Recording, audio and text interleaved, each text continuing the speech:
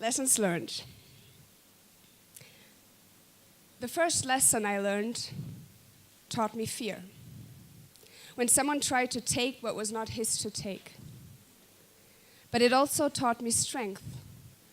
When I managed to push him away and run as fast as my 13-year-old legs could take me. I learned about love much later, not with a partner, but living in a remote village in the Uluguru Mountains, with people with hearts so big that I could sink right into them and learn who I was, who I wanted to be, who I wanted to become. I returned to my birth country so full of courage, of hope, of love, only to have questions thrown at me that were superficial at best. So, was it hot in Africa? And bluntly racist at worst.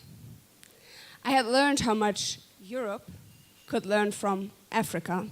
Don't worry, I've also learned not to say Africa anymore, because it's 54 of the most diverse countries on the planet. But people didn't want to listen. They didn't want to see, because life is so much easier when you only see black and white. I didn't feel home there anymore, so I ran away again. Going to university on the shores of Lake Tanganyika, looking and finding love and a family and a home. And in all that happiness, another lesson. Because you cannot challenge a world view of black and white if you simply turn it around. We don't need a negative of what's already going on, what's already going wrong.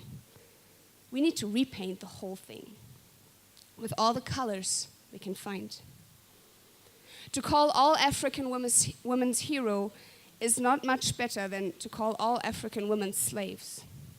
It takes away the dignity because it simplifies. It's the danger of the single story to become the only story.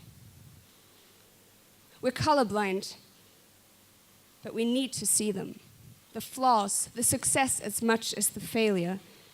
We need to hear about people rather than about groups or about countries or about a continent. And we need to talk about who is telling the stories. My first lesson taught me to resist whenever men try to determine what a woman could or could not do. It's a lifelong lesson, sadly, being reinforced whenever someone laughs about a sexist joke, thinks it's a compliment to slap my ass when I walk by, or doesn't even wonder when there's yet another round of experts discussing women's rights with none of them being one. And for the same reason, as much as I feel home in this region, hata nikiongea Kiswahili kizuri na vyumba Kinyarwanda,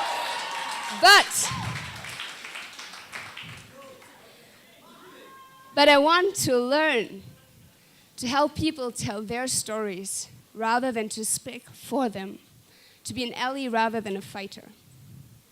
Living here for me means to learn rather than to teach. And one thing to learn is a lesson for us all. Ubumwe, unity. How everything is connected, how in reality there is no we and them. I can only be free if you're free. And you can only be free if I'm free.